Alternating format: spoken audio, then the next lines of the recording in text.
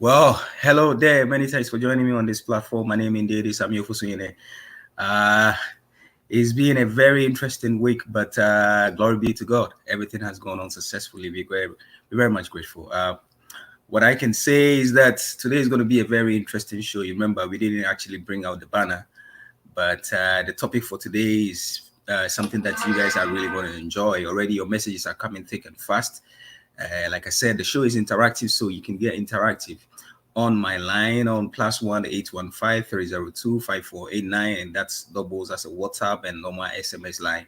So get interactive on the platform. Of course, if you just plug onto the domain, this is Boxing Court with me, Samuel Fusini, and of course my co-host Daniel David Cote, who is being the hiatus, and definitely he'll be representing today. And the show will go on perturbed, no two ways about it. So if today happens to be your first time, let me just run you through the very synopsis of this show. First, we begin with news making the boxing world, where we talk about topical boxing issues that has to do with Ghana, Africa, and the world in general. So, yes, David will be here to help me do that as well. Then, of course, we talk about our main topic for today, where we actually concentrate on a particular subject for the day. And today's subject is pretty interesting. We're going to talk about Sena Agbeko's victory. He's actually chalking some victories of a sort. I mean, since the days of DK Poison, Azuma Nelson, Ankara, and the rest, Ghana has seen some very fantastic bosses that has graced the scene of the pugilist sport. And now they have all phased out. And we also had the likes of Ikote and the rest. They've all phased out. Joshua Clote, they've all phased out. Richard Comey and Isaac Doge, yes, they are still in their element. Now, I'm sure very soon they will gradually also phase out as well. So if you have boxers like Sena Agbeko, you have boxers like Alfred Lamte, you have boxers like this chap that I like so much, Selassie Gosh, and the rest come into the scene, then you know that, yeah, we still have prospects that we have to. Yes, Agbeko is 30 years of age, but the kind of victories that he's chalking, I mean, it's just a matter of time that he will probably get a proper world title shot. That's what we are all hoping and praying for, of course. Let me not take the wind out of the sail. Let me not drink the soup out of the fufu. Right about now, I'm going to invite David right through in so that we can start the show rolling. Like I said, it's interactive. So get interactive on my line on +1 815 302 5489. Yeah, I think I should have mentioned this. We also have a segment attached to the show where we have our editorial where any of the presenters can take a particular subject and address it, as it were. Like I said, we've been doing this show weekly, but very soon we'll do it not just weekly. We'll probably do it 3 times a week. There will be a show that will educate people, especially with the marketing aspect and the business aspect of the sports. Some people don't really, I won't say they don't know the new trends. Yeah. And sometimes it makes it very difficult. You need to understand the geo-boxing politics. And I mean, the emphasis is on geo. So that means geographical area, geopolitics. And we'll talk about that as well. Like I said, if you just plug onto the domain, this is Boxing Court. Here, we hold no prisoners. We talk hard. We talk factual, and it's academic sports. David, very much welcome to the show. Let me just put you right through in. I like your new look anyway. You're very much welcome to the show. Daniel David Cote. All right. Thank you.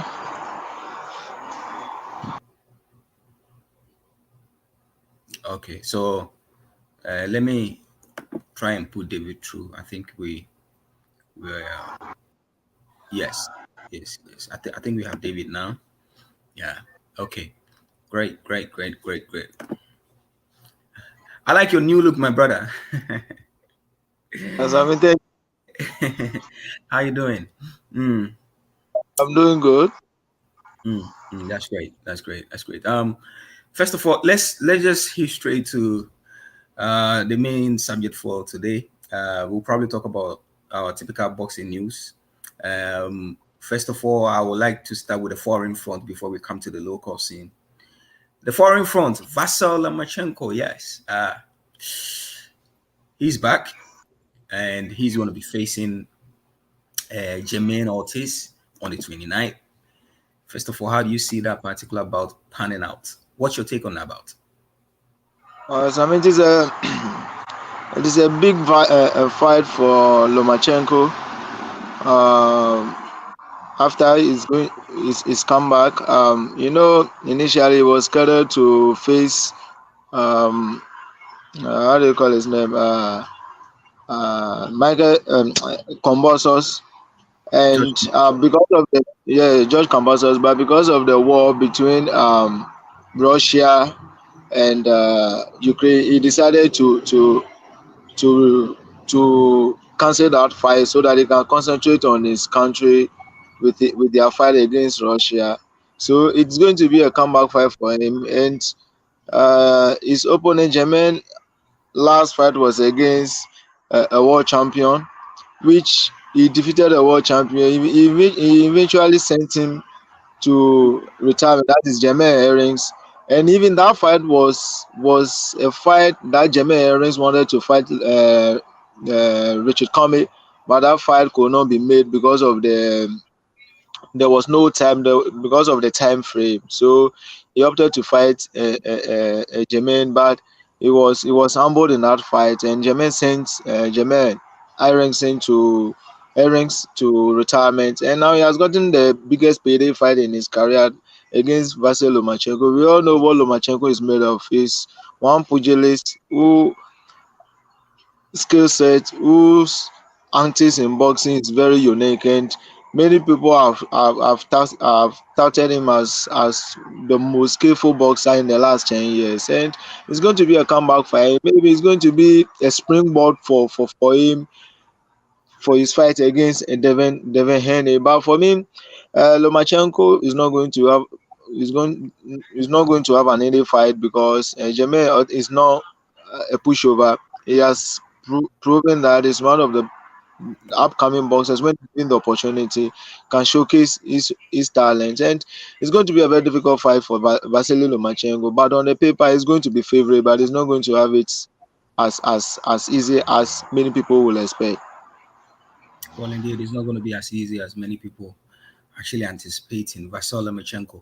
But Lomachenko is not 34. He's among those boxers that probably you think that will face off from the lightweight division pretty very soon. Do you see him coming out with a world title probably before he bows out of the spot? Yes, he's not only coming up with a world title, but he might be undisputed world champion. The reason being is Demiani feels like he's growing more.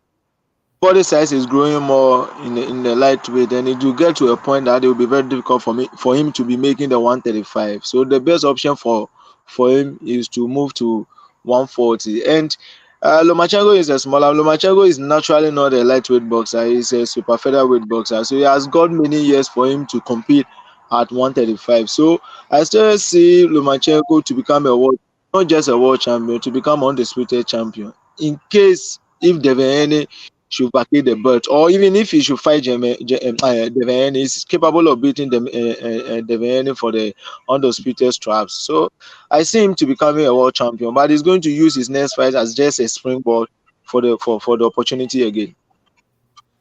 Well, indeed, he definitely is going to use his next fight as a springboard for the opportunity again. Let's talk about Tyson Fury. Well, Tyson Fury has actually decided to fight Derek Chisora. I mean, Derek Chisora, someone that he's already fought before. We know Chisora has his roots in Cameroon, and this is going to be their second fight as his way. According to him, all the heavyweights are avoiding him.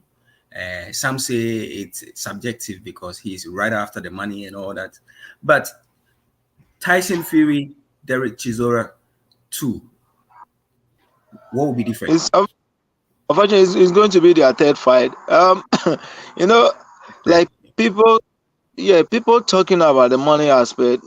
You cannot write off the money aspect when it comes to boxing. And I kept on saying that heavyweight boxing is booming in the United Kingdom. And looking at the record of Derek Chisora, you can see as many like 8 losses in his record, but it's one person who is a showstopper. Is capable of pulling the crowd. irrespective of his record, irrespective of the person that he fight with, he's a showstopper. Whenever he step into the ring, he will give you the kind of fight that you want. He will give you the fireworks. And fighting Tyson Fury for the third time, we all know that Tyson Fury is one of the best boxers, best heavyweight boxers that we have had in the last 10 years, beating somebody like Deontay Wilder back to back, and defending his belt, the linear heavyweight belt and the WBC belt in the last fight against Dillian White, stopping Dillian White. And this is the opportunity for Tyson Fury to showcase what he has got to the UK fans. But irrespective of the red losses in Derek Chisora's record, he's one boxer who is a showstopper. You cannot write off the money aspect, because when it comes to the heavyweight business in the United Kingdom, it's booming, and we all know Tyson Fury is with Frank Warren, and we all know Derek Chisora is somehow with Mushroom. At the same time, he's being managed by um, uh, uh, former UK heavyweight boxer David A. So it's going to be a mouth-watering fight. The arena is going to be filled. That the Tottenham Stadium is going to be filled. It's going to be action-packed. But Tyson Fury stands as favorite. But you cannot write off Derek Chisora, because he has got one of the greatest like heavyweight punch in boxing. So you can never write off Tyson Fury, Derek Chisora, but Tyson Fury will stand at favorite. But the money aspect, you can never write it off. It's going to be a business making event on that day. Well, indeed, it's definitely going to be a business making event on that day. I mean, boxing, the bigger part of boxing is actually about the money aspect. I guess gone were the days where the sport was being taken as just a hobby. Now, the sport is being taken very seriously because it's a sport that comes with, on its tail, interesting aspect. I mean, some get stroke, others get diseases of a sort, some even face the ultimate of death and all that. So, I guess now the boxers are pretty much very wise up with business mindset, and when you're going into any bout, they're trying to make as much as possible. Something that all of us should emulate, especially because if you watch our boxing scene, most boxers uh, are not being paid well. Even when a boxer fights, it takes a while for him to be paid instead of the boxer being paid right away. So some of the things that we probably have to look at and learn from, so that we make the sport the business is supposed to be, as it were. Now, I'm definitely going to take your views on um, this particular part before we come to the local scene, because I don't want us to be dwelling so much on the foreign front. But let me let me let me put this to you really pretty quickly. We know for a fact that Danny Garcia is actually set, and his fight is more or less they've worked out their formalities, and definitely the fight is going to take place, as it were. Initially, people were saying that it wasn't going to happen, but per his post, it seems the formalities has already been gotten away with, and the deal is almost but done between Mayweather's camp and that of his camp. First of all, not many believed this fight was going to be a reality. For many people, they also felt that the two of them would have been better off going their separate ways. Is it a good fight? And is it a fight worth, investing into? It's a fight that everybody wanted to watch. Uh, Ryan Garcia versus Tank Davis is a fight everybody wants to watch, because these two boxers have proven that they are crowd pullers. These two boxers have proven that they are the most showbiz boxers that we have. They are one of the most showbiz boxers that we have at the moment. And the big question is, who is a better boxer? In terms of talent wise, many people will pick Ryan Garcia ahead of Tank Davis. But Tank Davis has proven that you can never judge him based on his weight. You can never judge him based on his size. He's one of the best boxing finishers in the last 15 years. He and Terence Crawford, they are one of the best boxing finishers in the last 15 years. Whenever they get you on the ropes, whenever they get you in the corner, they'll try to finish you. And Tank Davis proved that when he fought Romero, he stopped Romero after a lot of talk by Romero. When Ryan Garcia also fought Javier Fortuna, he was able to stop Javier Fortuna. So the two camps, the Golden Boy promotion camp and Mayweather promotion camp, if they can be like accept any negotiation coming from these two camps and the fight can be made, it's going to be one of the best fight boxing would have produced. But you can never write off Tank Davis, you can never write off Ryan Garcia. It's going to be a too close fight. But like Tank Davis, looking at his record and looking at how he set up his opponent and looking at how he normally finish his opponent up, Tank Davis will definitely be favorite whenever the two steps in the ring. But you can never write off Ryan Garcia because of that dangerous left hook that he has got.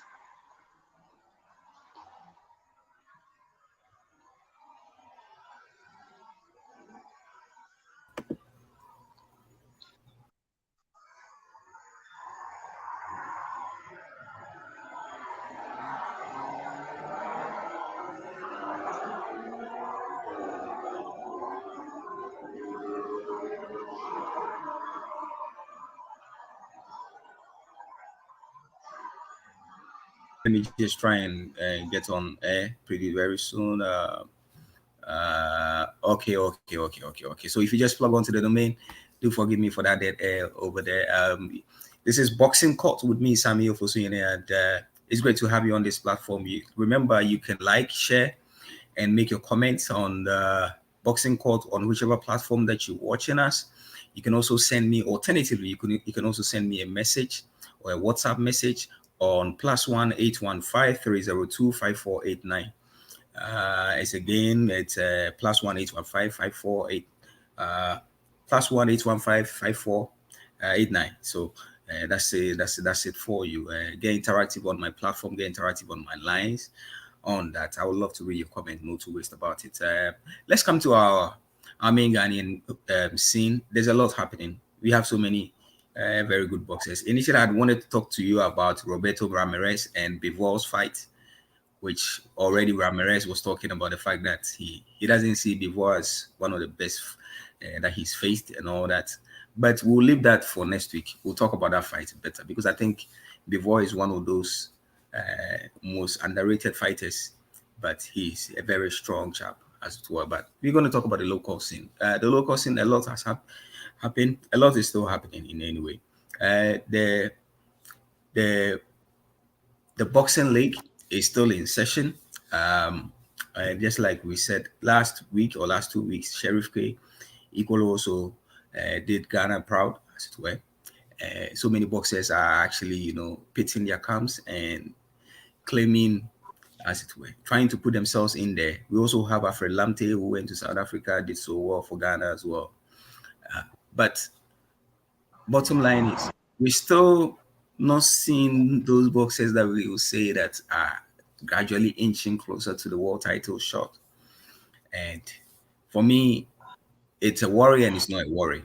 It's a worry because then it becomes difficult for anybody to actually market any boxer out there, put that brand and spin on that boxer. It's not a worry because you can see that they are very active and they are doing well in their various, as it were. I mean, some are making travels to Nigeria. Typical example is Samotachi. Just recently, as well, he also went to South Africa and all that. What do you think has been the beam? What do you think is the problem?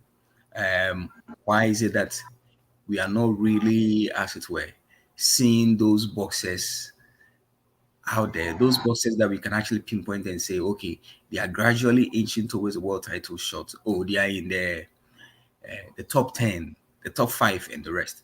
Why do you think it is so?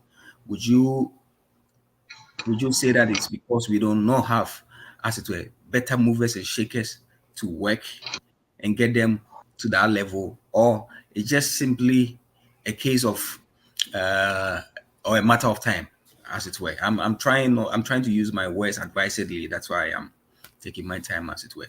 What do you think is accounting for that, Daniel difficulty? So I mean, the hard truth is now boxing has become more political. If you don't have the big guys that can call the shot, you might be having the boxer, but the boxer, for that boxer to get opportunity to fight for a world title, it will be very difficult. I Let's say an example like, let's look at this example. Um, Somebody like Teofimo Lopez, he lost his belt to George Cambosos. He returned to the ring. He fought. He won. His next fight is against Jose Pedraza. After his win against Jose Pedraza, he's going to get a world title shot. He's getting that opportunity because he's being promote, promote, promoted by Top Rank, and we all know Top Rank influence when it comes to world boxing. Take somebody like Deontay Wilder. Wilder lost his belt to Tyson Fury. He lost the return fight against Tyson Fury. Then he came back and won his last fight. Now the WBC is planning to order an interim or eliminator between him and Andy Ruiz so that the winner can fight for the WBC world belt. So sometimes if you have the big guys around you, these are the people that can call the shot. But the big question is, the boxers that we have, are they able to catch the eyes of these big promoters? That is a big question. I kept on saying that Samuel Techi is being handled by somebody like Ikwode, who is well known when it comes to boxing. But it's more or less like for Samuel Techi to get there, his talent alone cannot send him to that championship ranking or the world ranking. He has to get people that can advocate for him to get the opportunity to fight for a world title. Does Ikwate has the money to do that? That is another question. So for me, I think the reason why most of our boxers, irrespective of their talent, they find it difficult to be seen or to be marketed at the world stage is because they don't have the big men or the right people behind them. The right people behind them is not about fighting for the WBO, but it's not about fighting for the IBF, but the right people, irrespective of the belt that you are holding, you get opportunity to fight for a world title. Look at Isaac Dogbe. He lost his title to Emmanuel Navarrete. He came back in his after three fights. He has gotten the opportunity to fight for a world title. Look at Richie Comey. Same applies to Richie Comey. He's now fighting at 140. If he should win his next fight, definitely he's going to land another world title shot. So, like, we have the good boxers who have the talent, who have been showcasing their talent in any opportunity that they get, but they don't have, like you said, the movers and shakers that will push them to that world ranking, that will push them to that world stage to get to land a world title shot. Because I've seen a boxer who has been a Ghanaian boxer who has been ranked at the world stage, who was ranked highly at the world stage, but he failed to land a world title. And I can give you an example. Joseph Agbeko was ranked number one or number two by the WBU for almost a year. Time, yeah. Even Joseph, but he could not even get opportunity to fight for the world title. So that tells you that boxing is now politics, boxing is now political. So if you don't have the right men behind you, you'll be sidelined. And the people with the big guys behind them will always get opportunity to be fighting for the world title. Well, indeed, the people with the right support behind them will always get the world title shot. Indeed, well, that's it. I mean, boxing is about the rapport that you've built. You know, the kind of connection that you have. I guess that's it in general, even in life, as it were. But let me ask you this: if we are talking about people like this, normally and generally, I don't like it when we just, let's find a solution. The solution is we have people of substance, people that we can leverage on. And when I talk leverage, I don't just mean the generic word leverage. I'm talking about the marketing word leveraging on someone. You have good brands that we can actually leverage on and push them to that status. I can talk of the likes of Ikote. I can talk of the likes of Azuma Nelson. I can talk of the likes of even Joshua Clottey. People who've built certain rapport. People that are already, their brand can easily be recalled. When I mean brand recall, the brand is already there. It's gone into a little bit of sleep. So bringing it back again, talking about their name, people will remember. That's brand recall. So those people, can't we just leverage on them? Can't we give them all the support so that since already they've built the rapport in the boxing world, in the boxing circles, and it knows enough people, can't we leverage on them so that those people will take center stage and help some of our boxers? Is that possible? It's possible, but those people that we are talking about are not at the let me put it like at the forefront when it comes to promoting or managing boxers. When I quality retired, I think he staged a boxing fight, and when I quality retired, like I think he was promoting somebody like Joshua Okai, Bukum Tachung. Then he went off the boxing scene.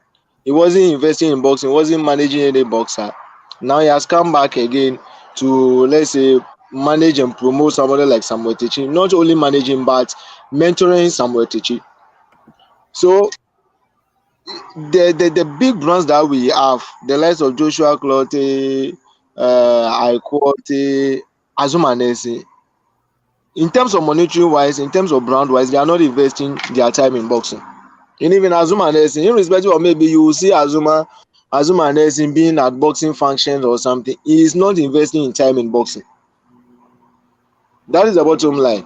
Take somebody like Floyd Mayweather. When Floyd Mayweather was fighting, was very active in the ring. He was promoting himself at the same time promoting Tank Davis. After he retired from the sport, he's still promoting Tank Davis. He's still at the forefront promoting boxers. Look at Oscar De La Hoya. Oscar De La Hoya brought out the best of Canelo Alvarez.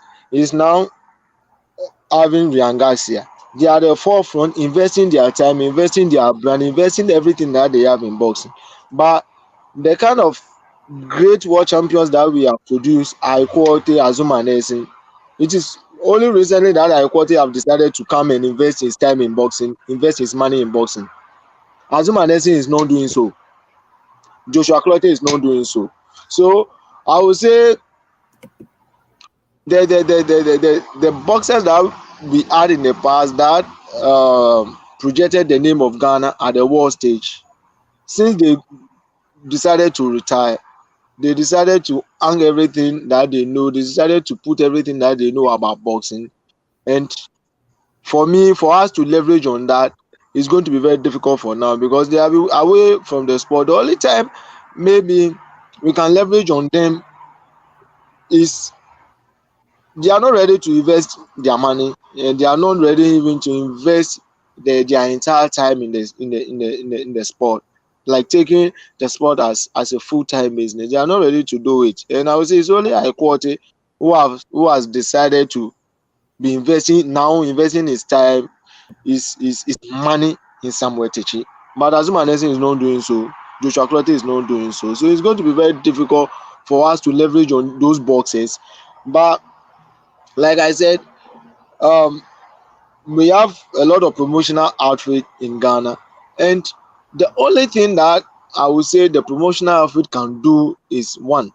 It's not like we shouldn't. They shouldn't see themselves as doing or promoting or projecting the boxer in one circle. Alliances is allowed in businesses. Alliances is allowed in sport. So let's say promotional A in Ghana is in alliance with Golden Boy Promotion. That it will be feeding Golden Boy Promotion with best boxers from Ghana, so that Golden Boy Promotion will give the opportunity to boxers from Ghana to be fighting on his bill. It's going to be awesome. Like Alfred Lampton is being promoted by Probelium.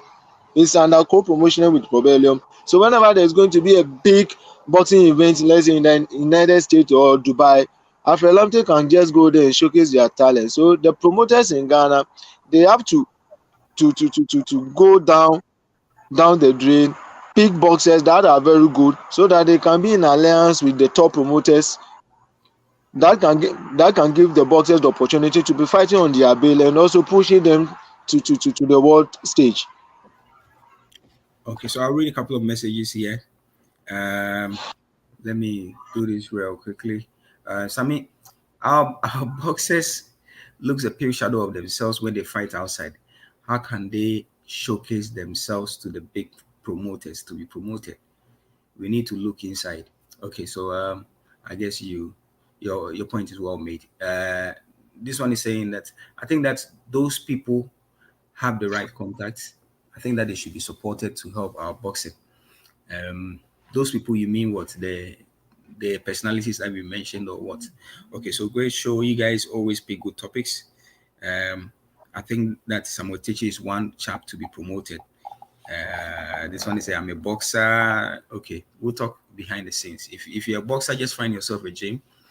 I guess many people confuses the word boxing in Ghana or boxing Ghana to be. But anyway, I won't give that caveat now. But find a gym. There are so many gyms scattered all over Accra, and pitch yourself and get a good coach, as it were. We carry on from there. As in when you've proven your mettle, some of us are there to just give you the promotion. Like I said, if you just plug onto the domain, this is Boxing Court with me, Daniel. Did I say Daniel Debicote? With me, Samuel Fosine, and my co-host Daniel Debicote. But the show is interactive, so get interactive on my line on +1 815 302 5489, just like you can see on your screens, or comment wherever you're watching us with your views. We are actually talking Ghana boxing and how to get Ghanaian boxers to catch those eyeballs, to be in the elite divisions, to even be commanding the top tens, the top fives, and the rest, as it were. But we'll leave that one here. Our main topic for today is pretty simple. We want to talk about the man that not many have actually, I won't say take it serious, but not many have actually given a proper, perspective look, as it were, at at him. Sena Agbeko. I mean, Hans Isaiah Sten his first defeat after a unanimous decision victory. It was a very interesting fight. For me, it was a very close fight. Sena Agbeko now improved his records to 27 victories with 2 defeats.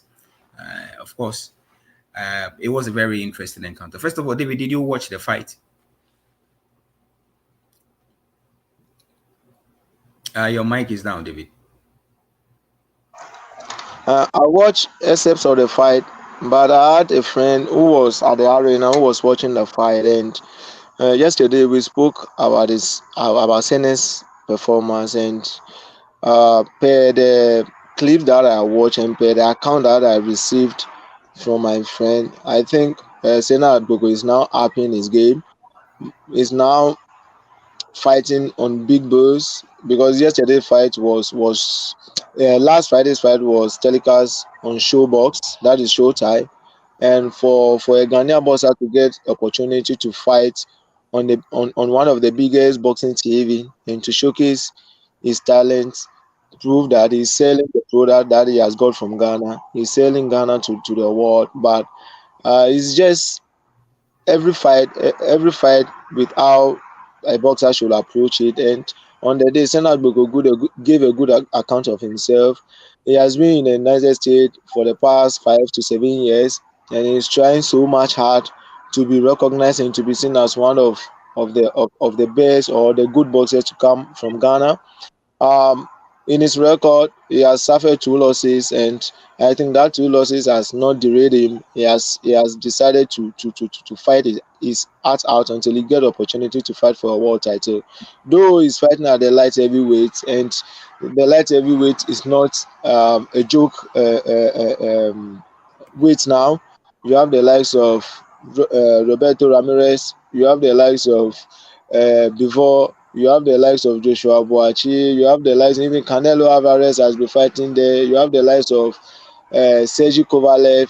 The light heavyweight is a big weight, and you have a lot of hard punches in that weight. And for Sena Agbeko to get this opportunity to wave himself around that weight needs to come with a lot of hard work. And I think with determination, he's able to do that because he has got a physique, he has got a strength, but It's the techniques and the skill set that he has to work on, and for him to make a good move for himself at that weight. Well, indeed.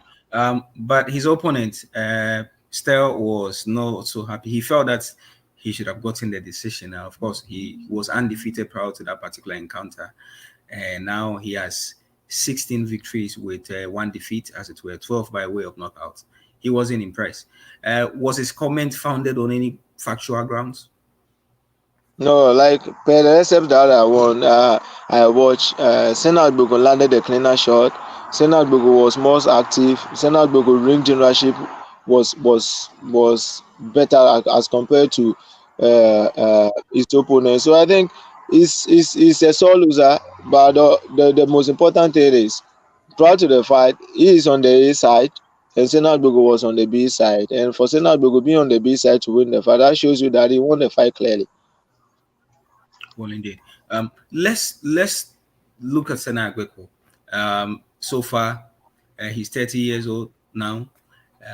He's chalked very good victories. I mean, if you watch his CV, it's pretty impressive. 26 victories, 27 as of now, 21 by way of knockouts.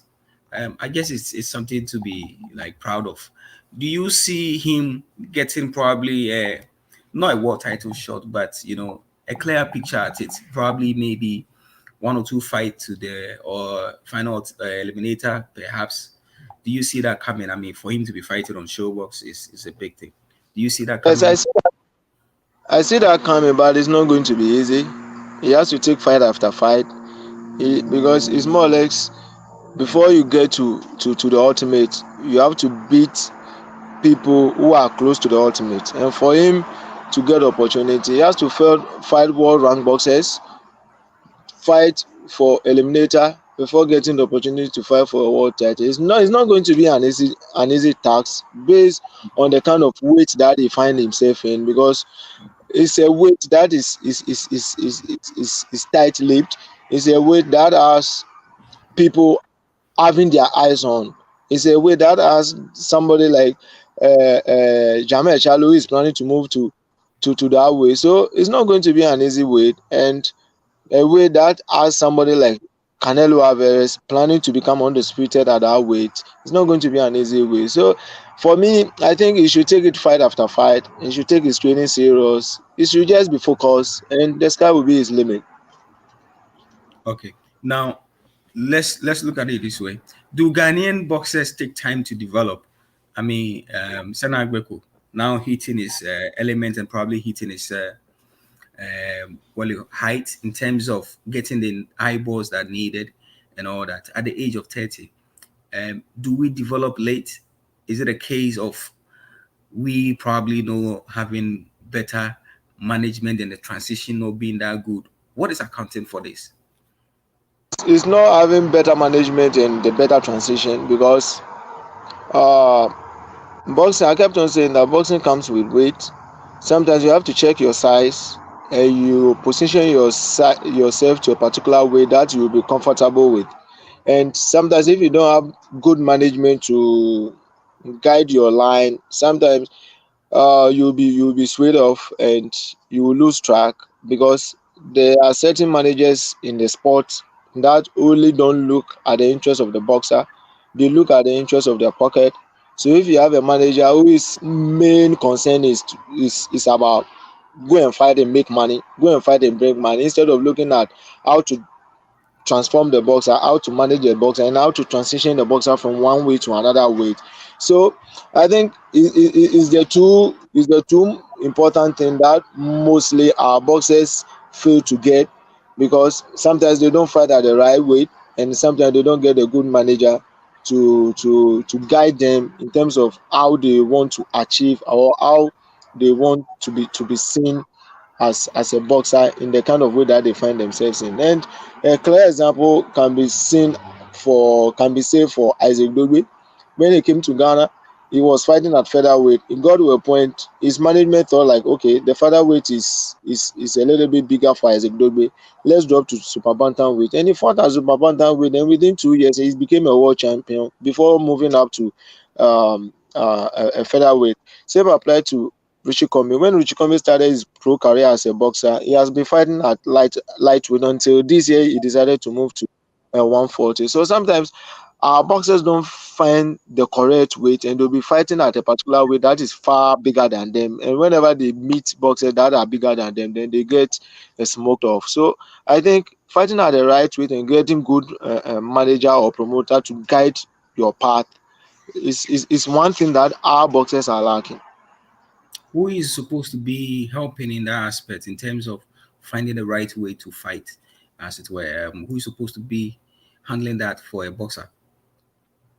Like those can but because Ghana we don't like, let me use like say America as an example. They have physical trainer who normally check about the physical aspect of the boxer. So if the boxer is not up to that particular weight, he will not advise the boxer to do so. But when you come to Ghana, sometimes only the coach is the same person doing the techniques of teaching the boxer the techniques. The coach is the same person doing dieting for the boxer. The coach is the same person doing the physical aspect of the boxer. So it is something which is very difficult in Ghana, but mostly it is the boxer who has the right to say, okay, looking at my size, looking at my body, I'm struggling to meet the weight. So it is the boxer who has the first call. Then that call will be supported by the physical trainer. But in Ghana, sometimes the boxer just wake up. But because most of our boxers that are coming out from Ghana, most of them are not disciplined. They don't check what they eat. They don't take their training serious. So sometimes they pull up a particular weight that they'll fight at a particular weight that they are not up to that weight. So the first point of call is the boxer. The second should be the physical trainer, and the manager will just cement it. Is it a case that we've not developed the sport so well, so much, as in for it to be making money, for certain people to take certain specialization, i.e., dietitian, i.e., physical trainers, and the rest? Or it's just a case of us, one person just wanted to do everything and, me, jack of all trades? This is the thing. If you're a boxer and you have a coach, you have a dietitian, you have a cat man, you have how do you call it? I've mentioned you have, let's say, a physical trainer. You have to pay all these people, but like you said, because we have not developed our boxing to be making a lot of money, sometimes a boxer is going to fight like thousand Ghana cedis. His price is going to be 1,000 Ghana cedis, and he has these four people that he's going to pay, including his manager. How much is the boxer going to get? So it's because we have not developed our sport to be making huge sums of money. Every one person want to take in charge of everything, and for me it's understandable because of the current situation that we find ourselves in. But when you come to a well developed country who understand the game, and the game has produced a lot of world champion, the game has become a money venture, a business. People hire like five people just to be around his team, and he's able to pay all of them. But in Ghana, like even the boxer will fight, the purse will be it will be very difficult for the boxer even to get a purse. So I think because we have not developed our boxing to that stage that will be making a lot of money, one person, like you said, has decided to take in charge. It's not that one person has decided to take in charge, but even the boxer will not even go for it if he's earning 1,000 Ghana cedis as a purse, and out of that 1,000 Ghana cedis, he's going to pay all these people. And a dietitian cannot come to a boxer's corner and earn like 200 cedis. No professional is going to take it. But it's because our sport or the boxing in the country is not making a lot of money. That will make the boxer become a boxer, and that will make the boxer invest in his craft. It's a little bit difficult. Yeah. Now let's look at it this way. First of all, if you happens to be joining us live, you can leave a comment. You can send messages via our WhatsApp and SMS line. That's +1 815 302 5489. We're still talking about Sena Agbeko, but of course we are also trying to find out some of the problems that our boxers are facing. And already we've alluded to the fact that there's always been a jack of all trades who is coach, cum, dietitian, cum, everything. And we're trying to find the genesis of the problem and actually, dissect it and find a solution as well. Because here we don't just talk about the problems, we also talk about solutions. Now let me narrow in on this. So for all these things happening, is it a case of us developing the sport, because we know for a fact that the sport is actually concentrated on a particular, as it were, enclave?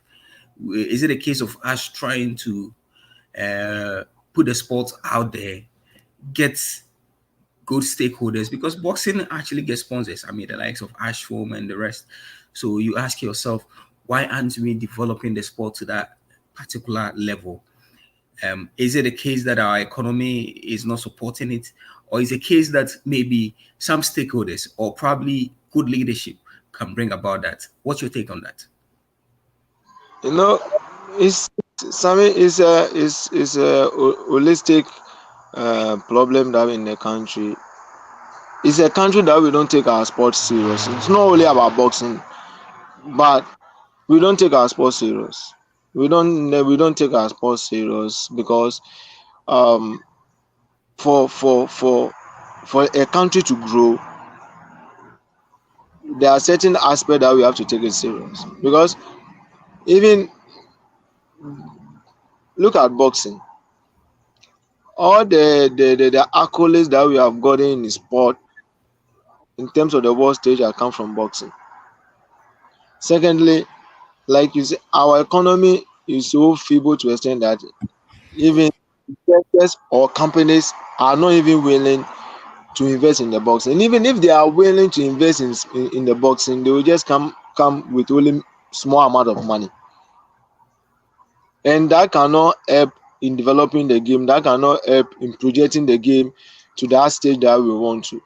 Let's say, but sometimes too, it depends. If I kept on saying, if you are a promoter and you put up a good promotion, you get companies to invest in it. An example is George Ashi versus Stopper. Robert Square. Yeah, like it's all about interest. It's all about what people want, and that is one thing that I respect Alison Tiamwa for. Irrespective of how, excuse me, how bad you will say about his promotion or something, he's able to give what the people want. He's able to promote a fight between Haiti Powers and Buko Banku. He was able to promote a fight between Buko Banku and Basi Same, a fight that has been discussed for almost 5 years. He was able to put out that show. He was able to promote Sheriff Kwe versus One Bullet Hansan, which was a mouth-watering fight. It's not just about doing promotion and just doing any promotion. You have to give what the people want. And you giving what the people want will give you a lot of mileage, and that will encourage the sponsor to come on board to invest in it. Nobody can tell me, maybe Alison Chama might be diplomatic about it, but all the promotions that he has done with putting promoting Buko Banku and Basi Same, nobody can tell me that Alison Chama make a loss. He really make money from it because he gave the fans what they want. So I think our promoters, irrespective of how bad our economy is, irrespective of how, let's say, maybe the GBA is failing to put certain structures together, the onus lies on the promoter to put up a good show, and that good show can attract good money. That good show can attract sponsors to invest their money in it. Now, if there should be a rematch between Vasky Same and Buko Banku, the arena will be filled. Even if a ticket is going for 500 Ghana cedis, for populace, and that arena will be filled because that is a fight that people want to see.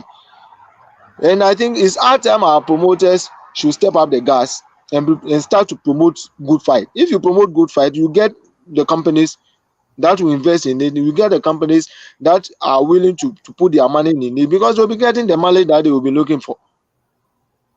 Well, indeed, I guess it's well articulated by Daniel David Corte. Well, David, let's do this before I give you the opportunity to, do your editorial. So far, if you've learned anything, I know that when you do a good promotion, definitely you get eyeballs, as it were. I mean, I know now that promoters must up their game. I know now that they have to put up fights that people are actually looking for, as it were, because there are always local rivalries and there are boxers with good and enough following. As a matter of fact, it's one of those reasons where if a promoter wants to sign out a boxer or sign up a boxer, they particularly looks at, because they are also looking at the money aspect, something that we'll delve into when we start with our series on educating the public about the business side, the geopolitics, and the business side of politics of boxing, as it were. Now, I want us to wrap this whole thing up before we bring in, as it were, the editorial. First off, is it possible that Ghana, as in the UK, can have our own boxing economy, which can feed our boxers, bring our boxers to the limelight, have boxers earn like $1 million per fight, $100,000 per fight? Is it possible? If it's possible, what are some of the ways that we can use to achieve it? I mean, it's possible. It's possible because, let's say, UK or United States, boxers are making money not because United States is rich, not because UK is rich, but it's because what the fans want are what the promoters give to the fans. And in Ghana, whenever Buko Banku steps to the ring to fight, Buko Banku is able to charge close to 100,000 Ghana cedis. It's not just a small money, it's a big money. So if a young boxer in Ghana is stepping into the ring and is earning like 15,000, 20,000 Ghana cedis, it's a big money. We can build our own economy in boxing. And for me, I think it's not like I am making like an advert or promoting somebody like Alex Ntiama, but if you look at the promotion that he has done in the last 5 years, he's able to get a crowd.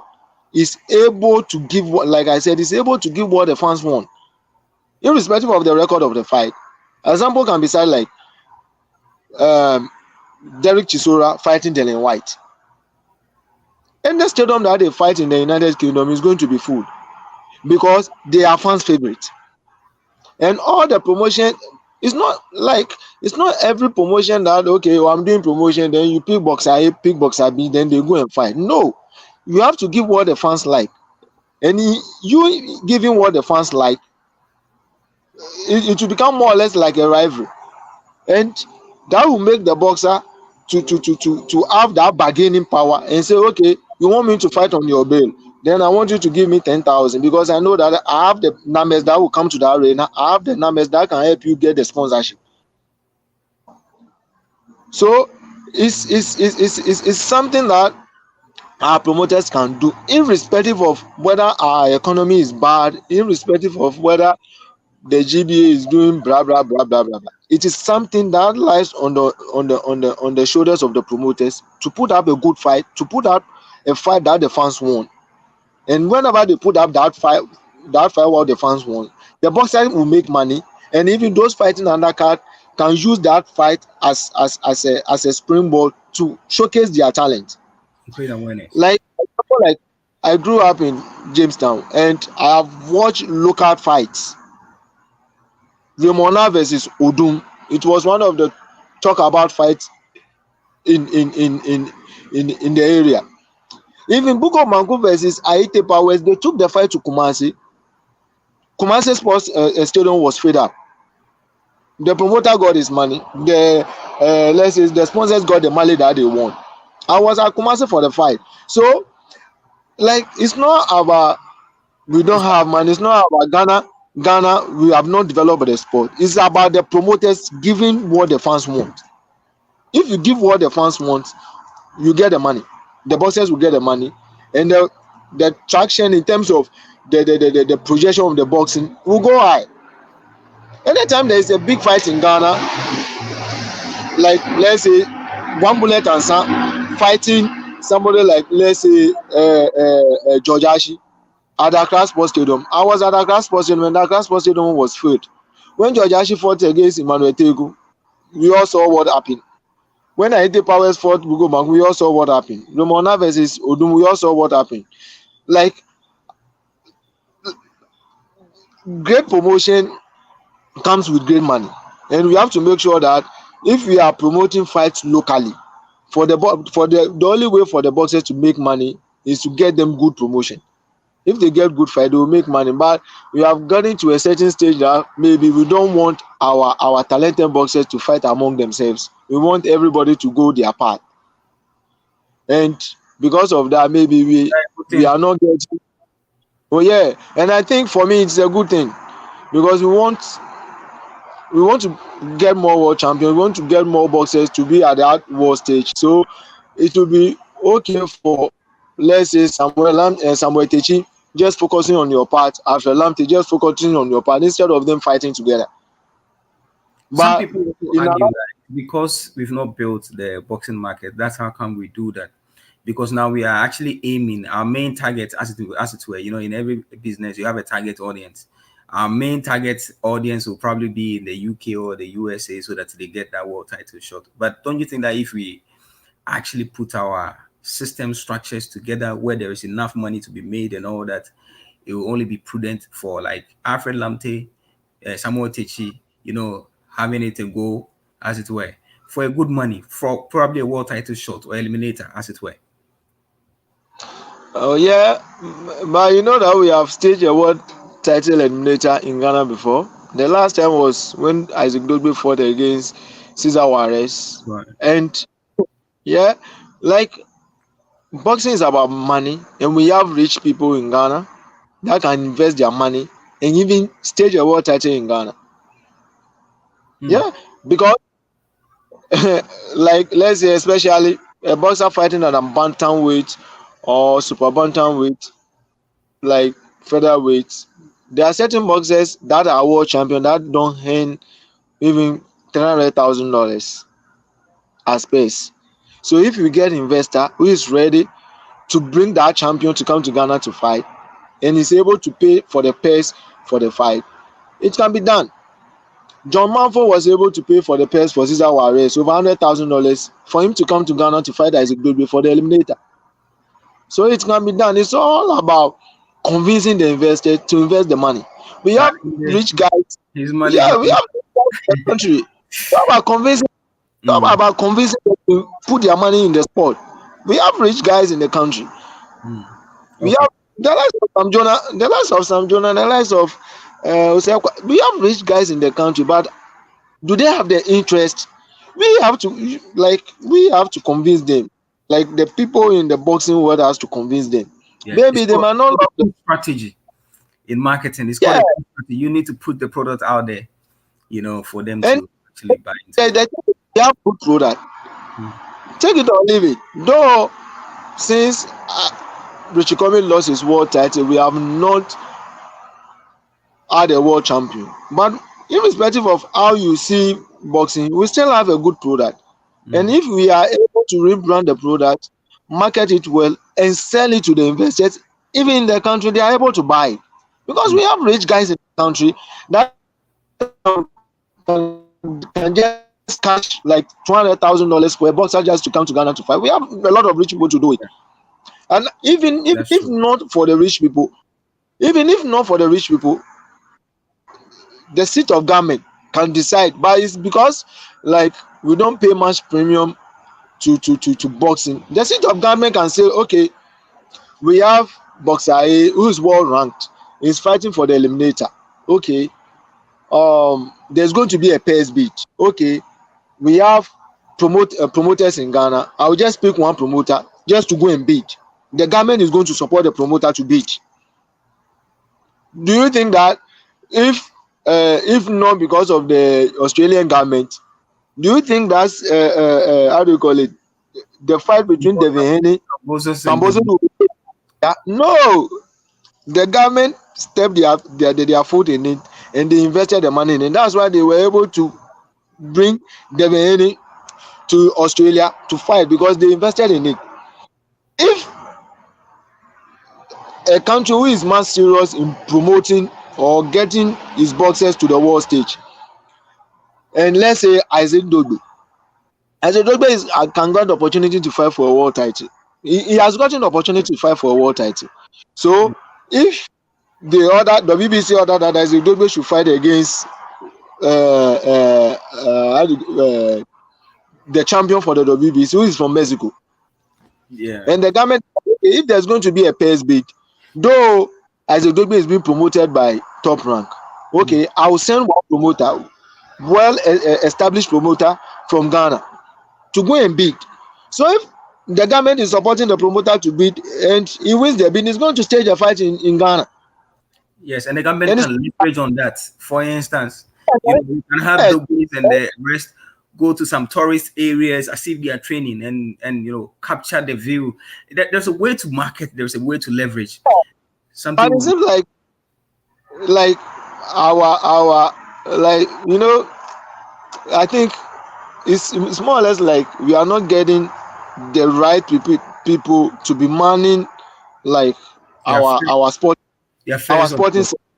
Yeah. Because example, if you go to the sports ministry, right, and the sports minister is sitting over there, and you ask him certain questions about boxing, he's not able to just answer. He cannot even answer. Especially when it comes to sport, we have to get people with right frame of thinking, right frame of sporting thinking, not about political thinking, but sporting thinking that can help to project the sport of Ghana. Australia is doing it. Any big fight that is being staged in Australia is being supported by the government. When Jeffrey fought Azuma, it was supported by the Australian government. When Manny Pacquiao fought against Jeffon, it was supported by the Australian government. Recently, the two fight between George Kambosos and Devin Haney was supported by the Australian government. So if we really want to project, the Boxing Association can do their part, the promoters can do their part, but they might not have that financial backing. If they don't have the financial backing, the government can step in to support, instead of maybe waiting for the boxer to go and win and then you give the boxer a car. Okay, David, let me have your editorial for today. I'm sure that this is a topic that we'll revisit again. I think because of time, I think we have to postpone our editorial for another day. Yeah. Okay, so I will just leave this little bit here. I think that David has virtually said it all. We see the business of boxing is not that complicated. Trust me. If government wants to get his money's worth, there's a way to put in an investment and get your returns, as it were. Something that we'll be trying to explain, expatiate, probably with even a slide for you to understand. When we say that. Let me chip in. Blasters are going to play for a World Cup. They have budgeted over $30 million for that, for just 1 month. If boxing should get that, like let's say 3 million or 2 million, can we stage a world title in Ghana? Oh yeah, definitely we can. I mean, and that will bring enough eyeballs, as it were. That will bring good tourist attractions. That will give us the leverage instead of going to the CNNs to put in adverts there. This will be your biggest advert because it will be all over. It will be streamed all over, as it were. And news networks, portals will equally also cover it. So in that case, instead of even going for an advertisement, you've already leveraged on something to get something that you didn't even aspire for. You can call it ambush marketing, you can call it whatever you want to call it, but the most important thing is that you've put in a product out there and it's being sold and people like it, as it were. Like I said, we'll try and do this show not just weekly. We'll try and bring the educational aspect where we get to educate our own people about some of the business aspect, the geopolitics, how to take advantage, how to set up your own, as it were, promotional outfit, what to do to get it out there, and how to get the eyeballs needed, as it were. This is where we do have to draw down another wonderful edition of Boxing Court. My name has been Samuel Fusini. Many thanks to Daniel David Corte, who was the anchor today. He virtually said it all, spoke well, and putting all the facts out there. I guess we've been blessed with that. Next week, we'll definitely get a resource person here. The topic to discuss, not yet known, but of course, we'll come out with it. No two ways about it. To many of you that sent me messages via my SMS, I had a challenge, a big challenge. That's how come I couldn't read it. But of course, I promise you, next week I'll do justice to it. And I always tell you one thing, and think about it. It's a very few words. In whatever you do, be guided by one thing. The positive anything is better than a negative something. Think about this. It's deep, but it's real. Make it part of your life, and trust me, everything will just go your way. Even where they feel that you should fail, you just run through there like that without any problems, as it were. Think about it. So I see you same time next week. Many thanks to the production team. Many thanks to Daniel David Cote. Many thanks to you for making the show the show. Do take care of yourself. Have a great weekend. And bye for now. I'll see you when I see you. Take care.